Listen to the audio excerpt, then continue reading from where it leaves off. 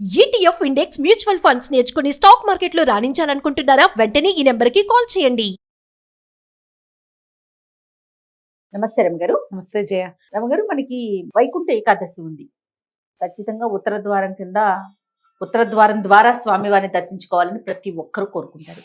మీరేం చేసేవారు? మీరు ఎప్పుడైనా వెళ్ళారా అట్లా స్వామిని? ఎక్కడైనా ఏదైనా ఆలయంలో దర్శించుకునే అవకాశం దొరికిందా మీకు? చాలా ఏళ్ల క్రితం భద్రాచలం వెళ్ళాను నేను.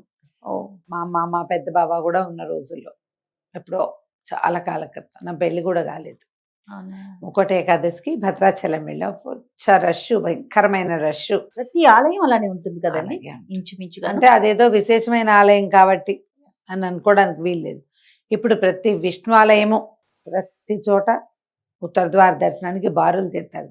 శ్రీనగర్ కాలనీ వెంకటేశ్వర స్వామి దేవాలయానికి ఇక్కడ ఉన్న శివాలయపు సందు నుంచి ఉంటాయి. అవును, మెయిన్ రోడ్ నుంచి లైన్, శివాలయం సందులో నుంచే లైన్ ఉంటుంది. నిగమాగమ అవతల బయట వైపు నుంచి లైన్ ఉంటుంది. ఇంతే. ఇంకా మామూలుగానే ఏకాదశి ఉపవాసం ఉంటాను. ఈ మధ్య కాలంలో ఎప్పుడు కాలంలో ఎప్పుడు ఎక్కడికి వెళ్ళే. మొన్న మన టీటీడీది ఆన్లైన్ ఇది వేశాను. అసలు ఆ ఆన్లైన్ డిప్పు ఎవరికి వస్తుందో ఎప్పుడు రాదు. నాకు 2 ఏళ్ల నుంచి వేస్తున్నాను. ప్రతి నెల ఎందుకు నీకు రాదు మానేయమంటారు మా వాళ్ళు. ఆ 18వ తారీఖు 10 అయ్యేసరికి నాకు చేతులు దురద పెట్టేస్తాయి, వేసేసేయాలి. రాదు. ఎప్పటికైనా లక్కీ డిప్ వస్తుందేమో అని చూస్తాను. నాకు అవకాశాలు ఉన్నాయి జయ, నా దారిని నేను వెళ్ళటచ్చు. మామూలు టికెట్లు తీసుకోవచ్చు. ఏదైనా కొంచెం పరిచయం ఉపయోగించుకునే అవకాశం కూడా ఏదో భగవంతుడు రాసి పెట్టాడు. కానీ నేను ఈ అదృష్టాన్ని పరీక్షించుకోవాలని ఉంటుంది. అసేమిరా రాదు. ప్రతి నెల టెన్షన్గా 10వ గంటకి 1 నిమిషం ఆలస్యం చేయకుండా దానికి 5 నిమిషాలు ముందే లాగిన్ అయిపోయి కూర్చుంటా. అంత టెన్షన్గా చేసే పని నిజంగా నాకు తెలిసి ఇంకోటి లేదు నా జీవితంలో. అయినా కూడా 2 సంవత్సరాలు అంటే దాదాపుగా 24 నెలల పైన, 28, 29 నెలల నుంచి వేస్తున్నా. ఎవ్రీ మంత్ వేస్తాను నేను, కానీ రాదు. అలాగే ఇది కూడా వేసాను, రాలేదు. సరే, భగవంతుడు ఆజ్ఞ లేదని అంతే అనుకున్నా. దండం పెట్టుకుని మామూలుగా మన దేవాలయాలకు వెళ్తే విపరీతమైన రష్ ఉంటుంది జయ. నేను ఏం చేస్తున్నానంటే అందరూ అనుసరించే విధానమే. అదేదో ఒక టీవీ ఆన్ చేస్తా, అలా ఉత్తర ద్వారాల్లో అక్కడ ఇక్కడ ఎక్కడో అన్నీ చూపించేస్తారు. రంగనాథుడిని కూడా దర్శనం చేసుకుంటా. నేనైతే టీవీకి వెళ్ళి దండం పెట్టేసుకుంటా, చూస్తూనే ఉంటా. భద్రాచలం చూపిస్తారు, మన తిరుమల తిరుపతి చూపిస్తారు. ఎస్బీసీకి వెళ్తే వాళ్ళే కనపడతారు కదా. అక్కడి నుంచి మనకి చుట్టుపక్కల ఉన్న కొన్ని దేవాలయాలు కూడా కవర్ అవుతాయి. రంగనాథుడు కనిపిస్తాడు శ్రీరంగం నుంచి. వాడు ఏమేమి దేవాలయాలు వేస్తారో మొత్తం అన్ని దేవాలయాలు చూసేస్తాము హాయిగా. అక్కడికే వెళ్తే ఇంత బాగా అవుతుందో అవదో, తోపులాటలు, తనలాటలు, మధ్యలో పోట్లాడుకోవటాలు, దేవాలయాన్ని చూడగలుగుతాం. అదే మనం ఇంట్లో నుంచి అన్ని చూసేస్తాం. అన్ని చోట్లకి దండాలు పెట్టేసి అలా అనుకొని మనం తృప్తి పడాలి. నేనైతే అదే అనుకుంటా. నీకు ఎప్పుడు కూడా క్షేత్రంలో నివసించటము, నిలబడ్డము, క్షేత్రపు గాలిని పీల్చటం, ఆ వాతావరణంలోకి వెళ్ళటం, మాంసనేత్రంతో భగవంతుణ్ణి స్వరూపంతో దర్శనం చేయటం, అవన్నీ విశేషమే. సూక్ష్మంలో మోక్షం టీవీ. అంతే. ఏం చేస్తాం? నేను అన్ని చోట్ల శ్రద్ధగా దండం పెట్టుకుంటా, తర్వాత చెప్పుకుంటాను. ఆయన ప్రత్యక్షంగా చూసే అవకాశం ఏనాటికి ఇస్తావో కదా, ఎప్పటికో ఇస్తావు, వస్తుంది ఎప్పుడో. కానీ ఈ లోపల చక్కగా కెమెరా కాబట్టి దగ్గర నుంచి స్వామివారి తల దగ్గర చటా చూపించి సర్వాంగంగా సుందరంగా ఎట్లా అలంకరించారో స్వామివారిని, అంతా కళాత్మకంగా ఎట్లా తయారు చేశారు ఆ ప్రతిమలు, అవన్నీ చూసేసి గోవిందా గోవింద అనుకోవటం, దండం పెట్టుకోవటం. ఏకాదశి నేను ప్రతి ఏకాదశి ఉపవాసం ఉంటారు. వైకుంఠ ఏకాదశి సేమ్ డిట్టో ఇదే. అయితే మనకి దీనికి విశేషంగా చెప్పేది ఏంటంటే, దీన్ని వైకుంఠ ఏకాదశి ముక్కోటి ఏకాదశిగా చెప్తారు. పుష్యమాసంలో వస్తుంది. ధనుర్మాసం ప్రారంభమయ్యి సూర్యుడు ధనురాశి నుంచి మకర రాశి లోపలికి నడిచే మధ్య మార్గంలో ఈ ఏకాదశి వస్తుంది. ఇప్పుడు స్వామివారు వైకుంఠంలో ఉన్న ఉత్తర ద్వారాల నుంచి కనిపించాడని, ఆ ద్వారాలని స్వామి స్వయంగా తెరిచి ఆయన అక్కడ దర్శనమిచ్చాడని చెప్తారు. ముక్కోటి దేవతలకి దర్శనమిచ్చాడు, ముక్కోటి దేవతలతోటి దర్శనమిచ్చాడు. ఈనాడు ఆ దర్శనం చేస్తే 30 సార్లు దర్శనం చేసినటువంటి ఫలితం లభిస్తుంది. 3 కోట్ల ఏకాదశులు ఫలిస్తాయి మనకి. ఇన్ని విధాలుగా చెప్తారు. అసలు ఏకాదశి కథే వింతైన కథ. మురాసురుడనే ఒక రాక్షస సంహారానికి భగవంతుడైనటువంటి జగన్నియామకుడైన మహావిష్ణువు ప్రయత్నం చేస్తున్నప్పుడు వాడు చాలా వరాలు ఎక్కువగా ఉండటం వల్ల సులువుగా సంహరింపబడల. మురాసురుడు, వాడి పేరే ముర అంటారు. అయితే ఈయన ఏం చేశారు, ఒక గుహలోకి వెళ్ళి అతన్ని సంహరించడానికి సరిపడా ఆయుధ స్మరణ కోసం ఒకంత విశ్రాంతి తీసుకున్నాడు. ఆయన విశ్రమించి ఉన్నప్పుడు ఆయన శక్తులన్నీ ఏకీకృతంగా ఉండి సేనావస్థలో ఉన్నాడు. ఈ మురాసురుడు లోపలికి ప్రవేశించి స్వామివారి మీద దాడి చేయబోయాడు. ఈ నిద్రించి ఉన్న స్వామిలోంచి ఒక అద్వితీయమైన శక్తి బయటికి వచ్చి మురాసురుడిని సంహరించిందట. ఆ తనలోంచి బయటకు వచ్చినటువంటి ఆ శక్తికి భగవంతుడు ఏకాదశి స్వరూపిణి కమ్మని ఆశీర్వదించాడు.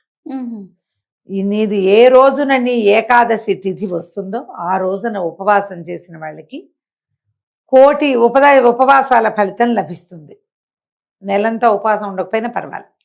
ఏకాదశి నాడు ఉపవాసం ఉంటే నెల రోజులు ఉపవసించిన ఫలితం లభిస్తుంది. ఈ ఉపవాసం అంటే సింపుల్, కళ్ళు మూసుకుని అన్నం మానేయటం అని రాసుకుంటాం మనం కాదు. ఉపసమీప వసనము, స్వామి అసలు ఉపవాసం అంటేనే సమీపంలో నివసించటము. స్వామివారి సమీపంలో ఉండటం. స్వామివారి సమీపంలో ఉంటే మనం వైకుంఠం వెళ్తామా? కాదు, స్వామి నామస్మరణ చేసుకుంటాం. అప్పుడు స్వామి దగ్గర మనం ఉన్నట్టు, మన దగ్గరే స్వామి ఉంటాడు. నువ్వు నామం చదువుతూ ఉంటే ఉంటాడు కదా మన పక్కన. అట్లా నామ సంకీర్తనతోటి ఉపవాసం చేయాలి. అయితే ఈ కాలంలో ఈ మురాసురుడు విష్ణువుకి దొరకకుండా ఉండడానికి బియ్యంలో దాక్కున్నాడని, ధాన్యంలో. అందుకని ఈ రోజున ధాన్యం తినకుండా ఉండాలని ఒక నియమం ఏర్పరిచారు. ధాన్యం అంటే వరి బియ్యం, బియ్యాన్ని వండితే అన్నం అవుతుంది. అందుకని అన్నం తినద్దు, తద్భిన్నం ఏదైనా తినాలి. అన్నం తింటే ఒంటికి కొంచెం మత్తు, విశ్రాంతి కావాలనిపించడం అవి వస్తాయి. జాగ్రత్త అవస్థ తక్కువ ఉంటుంది. ఈ ఏకాదశి నాడు ఉపవాసం పేరుతోటి నిరాహారంగా ఉండటం ఎంత ముఖ్యమో, జాగరణ పేరుతోటి తెల్లవారులు నిద్రపోకుండా ఉండటం అంత ముఖ్యం. అన్నం తింటే నిద్ర వస్తుంది, అన్నం తినకపోతే నిద్ర రాదు. నిద్రని జయించటానికి, ఆ మందకొడితనాన్ని పోగొట్టుకోవటానికి అన్న విసర్జన అవసరము. అందుకని అన్నం తినకుండా ఉంటే నిద్ర రాదు, జాగారం చేయగలుగుతాం. ఇప్పుడు అట్లా మనకి నెలలో 24 ఏకాదశులు ఉన్నాయి. నెలకి 2, ప్రతి మాసానికి 2 ఏకాదశులు. ఈ 24 ఏకాదశుల్లో అత్యంత ముఖ్యమైనవి చెప్పబడే 4-5 కూడా ముక్కోటి ఏకాదశి ఇంకా ముఖ్యమైన. అవునండి. అన్నీ చేయలేకపోయినా ఈ ఒకటైనా చేయండి అంటారు. ఈ ఏకాదశి నాడు భోజనం చేయరాదు. నిద్రించకుండా ఉంటే మరీ మంచిది. ఒకవేళ నిద్రించకుండా ఉండగలిగితే జాగరణ చేసి ద్వాదశి నాడు పారణ చేసుకోవాలి. ఈ రోజున భగవంతుడు ఉత్తర ద్వారం నుంచి దర్శనమిస్తాడు. ఉత్తర ద్వారం నుంచి ప్రతిష్ట కలిగిన దేవాలయంలోని స్వామిని గనక మనం చూడగలిగితే మోక్షం లభిస్తుందని శాస్త్రవచనం అట్లా చెప్పబడింది. రమ్మగారు, ఉత్తర ద్వార దర్శనమే ఎందుకు ప్రత్యేకించి చెప్పబడింది? ఎందుకంటే ఆ రోజున, ఈ ముక్కోటి ఏకాదశి రోజున స్వామివారు వైకుంఠంలోని ఉత్తర ద్వారం నుంచి దర్శనమిచ్చారు. దాన్ని 4 ద్వారాలు ఉంటాయి వైకుంఠానికి. ఆ ఉత్తర ద్వారం నుంచి ఆయన కనిపించాడు. అప్పుడు ప్రజలంతా తరించారు.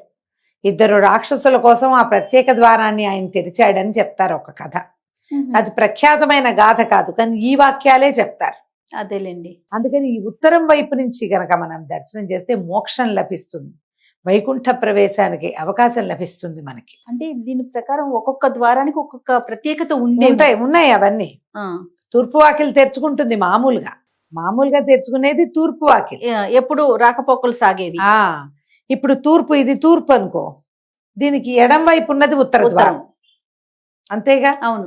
కుడివైపు ఉండేది దక్షిణము, ఎడం వైపు ఉండేది ఉత్తరము, వెనుకున్నది పడమర. ఇప్పుడు ఈ వైపు ద్వారం తెరవబడింది. ఆ రోజు ఆయన అక్కడ దర్శనం ఇచ్చాడు. అది మహోత్కృష్టమైన దర్శనంగా, తర్వాత ఆ రాక్షస సంహారం జరిగిన రోజుగా విశేషంగా కనపడుతుంది. ఇది ఇంతకు ముందు నిద్ర లేచాడు కదా, ఉత్థాన ఏకాదశి చేశారు. ఎప్పుడు చేసాం మనం? కార్తీక పౌర్ణమి. కార్తీక పౌర్ణమి తర్వాత మార్గశిర పౌర్ణమి అయిపోయింది. కార్తీక పౌర్ణమి అంటే అదే కార్తీక పౌర్ణమి ముందున్న ఏకాదశి. కార్తీక మాసంలో వచ్చింది. కార్తీక మాసం తర్వాత తొలి ఆ ఏకాదశి తర్వాత, మొదటి ఏకాదశి తర్వాత బహుళ ఏకాదశి వచ్చింది. మార్గశిర శుద్ధ ఏకాదశి గీతా జయంతిగా చేసుకున్నాం. మార్గశిర బహుళ ఏకాదశి గడిచిపోయింది. పుష్యశుద్ధ ఏకాదశి తొలి ఏకాదశి. స్వామివారి నిద్ర లేచిన తర్వాత ఇదో మళ్ళీ 4వ ఏకాదశి నాడు దేవతలందరికీ ఉత్తర ద్వారం నుంచి దర్శనమిచ్చాడు స్వామి. అవును. అందుకని ఇది దేవాలయాల్లో కూడా తప్పకుండా ఉత్తర ద్వారం వైపు నుంచి దర్శనం చేయిస్తారు. వైకుంఠంలో స్వామిని దేవతలు చూసినట్టుగా మానవులందరూ దేవాలయాలకి ఉన్నటువంటి ఉత్తర ద్వారాల్లో స్వామివారిని దర్శిస్తారు. ఎంత చిన్న దేవాలయానికైనా ఉత్తరం వైపు ద్వారం ఉంచుతారు. ఆయన ఆ ద్వారం తెరిచాడు కాబట్టి, ఆయన అటు నుంచి వచ్చాడే కాబట్టి ఆ రోజున మనం అక్కడ చూస్తే కనుక ఎట్లా వీళ్ళ దేవతలందరూ మోక్ష సాధనకు అర్హులు అయ్యారు, మనం కూడా అలాగే అవుతాం. అందుకోసమని ప్రత్యేకంగా ఈ ద్వార దర్శనం చేయిస్తారు. ముక్కోట ఏకాదశి నాడు సమీపంలో ఏ దేవాలయంలో అయినా మీరు ఉత్తర ద్వార దర్శనం చేయవచ్చు. ఉపవాసం ఉండి ద్వాదశి నాడు పారణ చేసుకుని విశేషంగా దానాధికాలు చేసి ఎవరైనా వైష్ణవుడికో బ్రాహ్మణుడికో సాటి వాళ్ళు ఎవరికైనాను భోజనం పెట్టి మనం కూడా భోజనం చేస్తే, ద్వాదశి పారణ చేస్తే విశేషమైన ఫలితం లభిస్తుంది. లేదా ఎవరికైనా మనం మోయనిస్తాం, అంటే మన పొత్తర్లు ఇస్తారు కొన్ని చోట్ల కదా, స్వయం పాకం ఇస్తాం. స్వయం పాకము, దక్షిణ తాంబూలాదులు, వస్త్రాలతో పాటు బ్రాహ్మణులు ఎవరికైనా స్వయం పాకం ఇచ్చి భోజనం చేస్తే మంచిది. ఎవరెవరికి ఏ అవకాశం ఉంటే ఆ అవకాశాన్ని వినియోగించుకోవచ్చు. ఒకవేళ ఇంత ఉపవాసంగా ఉండలేరు, అనారోగ్యస్తులు, పెద్దవాళ్ళు, ఆడవాళ్ళు, గర్భిణీ స్త్రీలు, చంటి పిల్లల తల్లులు, ఉపవాసమే ఉండలేని వాళ్ళు ఉంటారు. అన్నం బియ్యంతో చేసిన పదార్థాలు వదిలిపెట్టినా కూడా పనికొస్తుంది. ఇలాంటి ప్రత్యేకమైన పర్వదినాల్లో ఇతరులతోటి దుర్భాషలాడడము, గట్టిగా ఏదైనా మాట్లాడడము, పోట్లాటకి దిగటము, గొడవలకి దిగటము లాంటివి చెయ్యొద్దు. సాధ్యమైనంత విష్ణునామ సంకీర్తన చేసుకోండి. విష్ణు సహస్రనామ పారాయణ కానీ, భగవద్గీత పారాయణ కానీ ఏదైనా చేసుకోవచ్చు. ఒక్క నామ సంకీర్తన తీసుకుని గోవిందనామాలు లాంటివి చదువుకున్నా కూడా మంచిదే. మిగిలిన అన్నం, ఈ టిఫిన్ కూడా తినలేమండి, అన్నమే కావాలి, పిల్లలకి పాలు ఉండాలి, తల్లికి ఓపిక ఉండాలి, అన్నం తింటే తినండి, దండం పెట్టుకోండి. అన్నాన్ని మాది ఒక పద్ధతి ఉంది, ఒక ప్రత్యేకమైనదే, ప్రఖ్యాతమైనది కూడా. పొద్దున వంట చేసి స్వామివారికి నివేదన చేసేసేయండి. నివేదించిన అన్నం ప్రసాదంతో సమానం కాబట్టి అంత తప్పు లేదు. అందరికీ కాదు అమెండ్మెంట్, చేయలేని వారికి. నామ సంకీర్తన ఎవరైనా చేసుకోవచ్చు. ఇందులో చాలా మంది అడుగుతారు, అంటే ఇంట్లోకి బహిష్టులో చేయొచ్చా అని. అమ్మ దయచేసి అలాంటి ప్రశ్నలు అడగండి, మేము మీ విజ్ఞతకే వదిలిపెడుతున్నాము. అది సాధారణమైన వాళ్ళంతా చేసుకోవచ్చు. ఈ ఏకాదశి కుదరకపోతే వచ్చే ఏకాదశి చేసుకుందాం, అంతే. ఆరోగ్యం బాగున్నప్పుడు చేసుకోవచ్చు. అది. నమస్తే. నమస్తే.